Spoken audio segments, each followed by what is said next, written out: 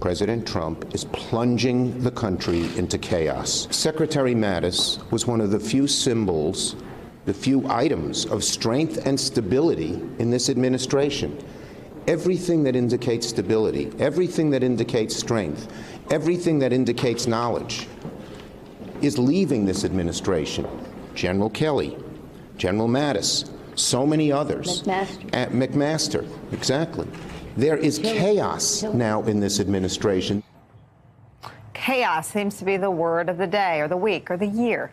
It's the word former Secretary of Defense Leon Panetta used in evaluating the situation. Quote, "We're in a constant state of chaos right now in this country. While it may satisfy Trump's need for attention, it's raising hell with the country." The Post continues, Panetta said the resignation of Mattis is a singular moment and that his letter, which underscores how Mattis sees Trump's approach as misguided, puts the security of the nation right now at some degree of risk. Here's what Panetta means by that. This part of Mattis's letter that talks about allies and says, quote, "One core belief I have always held is that our strength as a nation is inextricably linked to the strength of our unique and comprehensive system of alliances and partnerships. While the U.S. remains the indispensable nation in the free world, we cannot protect our interests or serve that role effectively without maintaining strong alliances and showing respect to those allies." Joining us here on set, Aaron Blake, senior political reporter for The Washington Post, conservative writer and MSNBC contributor Charlie Sykes. Charlie, your thoughts?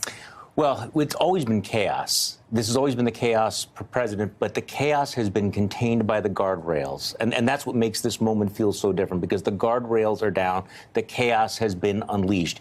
And I know we've felt this way in the past about this administration, but you do feel that there's this great unraveling going on here. You have the investigations. You have what's happening in the stock market. You have the government shutdown. You have the quintessential adult in the room leaving. And so I don't know whether we have a turning point here, but you do get the sense, you hear that word rattled, across the board. People are rattled about this. People are concerned about this in a way that we thought we'd been numb to after almost 2 years of this presidency. But this feels different, doesn't it? Are you rattled? Very much so. Very much so. You scared? Yes, I am. What are you scared about? Well, I'm scared about when you get rid of General Mattis, what other decisions are going to be made? The decision-making process is now naked, where you have the president on the phone with some of the world's authoritarian thugs, making decisions on the fly. And the only people he's listening to, Ivanka and Jared, and we're talking about the man with the nuclear codes. What could possibly go wrong? And I don't want to know the answer to that, because so much could go wrong. There's so much talk about Jared and Ivanka and their role, Aaron Blake. They served as repellents in the chief of staff search. Do you think the president could ever come close to making any change there? I don't think so. And I think that this is really a tendency, a really continued move, and maybe the Mattis resignation hastens it towards a situation in which they are only going to be hiring people who are going to be confirming what the president already believes. We've already seen this to some degree with the transitions we've seen in some high-profile jobs, including Secretary of State, where Rex Tillerson was replaced with Mike Pompeo, who has in some ways questioned the intel community that he once led in order to adopt a more pro-Trump viewpoint. We have seen it with the chief economic advisor. We have seen it with the national security advisor. We have seen it with the attorney general now, where he's basically seemingly auditioning these people who have adopted his views of the Mueller investigation. But with Mattis, I think you, for the first time, have somebody who explicitly came out right after they resigned and said it was about differences and the president needs somebody who is more on board with him. Well, it's going to be tough to find somebody who is actually on board with him in the military mainstream. So the question from there is, does the president go for some kind of an ideologue who actually agrees with him on nationalism, on non-interventionism, or does he go with somebody who is just going to be something of a yes man who is going to just allow him to do whatever he wants to do? Alicia. To add to that, someone who sees strategic alliances as a burden rather than as a strategic advantage. I'm really curious about what Republicans on the Hill are planning to do. I mean, they have to get through this shutdown, but once they come back, once there are confirmation hearings for Mattis's replacement, what is the line that they draw for what they are willing to accept and what they are not willing to accept? How far are they willing to push that nominee on how much their positions on what is happening in Syria, in Afghanistan, align with the president's? And are they willing to hold that line? Are they even willing to hold up additional nominees in order to satisfy what they believe they need for a secretary? I mean, and not to get in the weeds, but it's a great point. And Tammy Duckworth is tweeting today that she'd like Mattis to head up to the Hill and testify to what those differences are. But I'm not sure you find anyone in the Republican mainstream who believes in all of this isolationism and retrenchment. I mean, there are a lot of, and for better or for worse, I understand it's polarizing, but a lot of sort of mainstream Republican thought is not isolationism. The post 9/11 Republican military establishment is to confront threats where they gather. Well, just look at how the Senate has reacted to this Right. Syria announcement. I mean, you basically have two Republican members of the Senate who are on board with this decision, Mike Lee and Rand Paul. Pretty much everybody else Right. is either being strongly critical of this or is saying nothing. That is maybe the biggest swing, the biggest amount of opposition the president has seen from Congress for any of his actions, maybe with the exception Since last of week was Khashoggi. Right. That would be the only Lindsey other one. But Graham. the fact that those are happening so close to one another now, Right. I think is a testament to how much Makes the the president never is Trump important. Republicans at the table Yeah, and sort look of at, smart. Look Kim. at the reaction to Mattis's letter. If you look at this letter, I think you are right. He was writing it for everyone at the Pentagon, all of the military officials and rank and file. He was also writing it for the history books to make very clear why he was leaving. And everyone who I talked to, Republican, Democrat people, former administration folks, former national security people may have disagreed with his decision to leave. No one disagreed with a thing that he wrote in that letter when he talked about the role of the United States in the world, the importance of our allies, how we deal with our adversaries. No one disagreed with any of those principles or with the fact that, as Mattis said, President Trump does not embrace them. You sat here as General McCaffrey's words rolled over me, rocked me, a rogue president.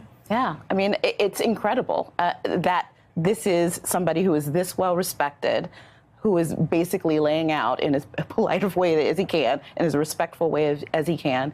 That's what he labeled the president as being. He labeled him as not embracing the important values. Now that's scary coming from a general. From a general. And remember, at the beginning of the administration, President Trump talked about all my generals.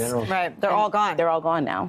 I also want to get all of you on the record on this question, which is back in the water now, about his stability or lack thereof.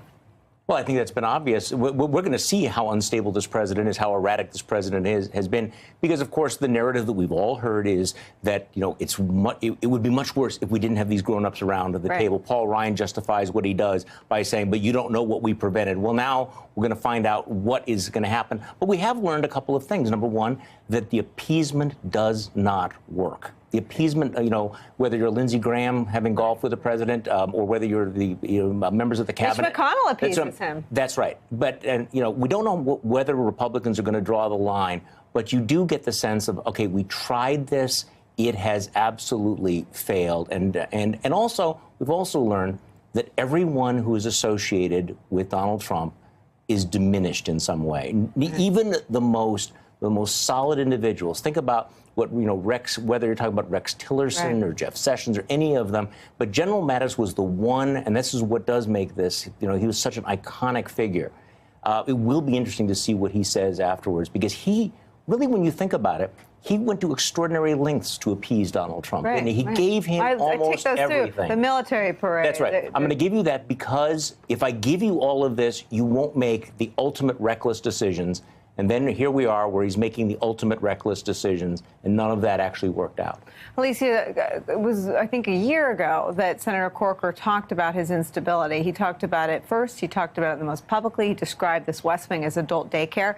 It may still be adult daycare, but there are no more caregivers. There are no more caregivers. I also don't think, though, that there is an appetite to really question this on the Hill. And so instead, I think what you're going to see are sort of reverberations of what we saw during the conversation leading up to what now looks like a shutdown, where what you saw were conservatives going on conservative media, calling the president gutless and spineless over funding for this border wall, convincing him that he was going to lose his political base, and that being the only way to change his mind on policy. I think the question is there someone in the Republican Party who can do the same when it comes to these questions of national security? And can they convince him that there is a political price to be paid for the course that he is taking? Kimberly, what do you think the political cost is to this? Because Mattis was, in his own right, part of the package. Mattis was popular even with Trump's base, if for no other reason because he was deferential to Trump. And if you like Trump, you're part of his base, you like that someone like General Mattis, who Trump called Mad Dog Mattis, wasn't the nickname he liked. He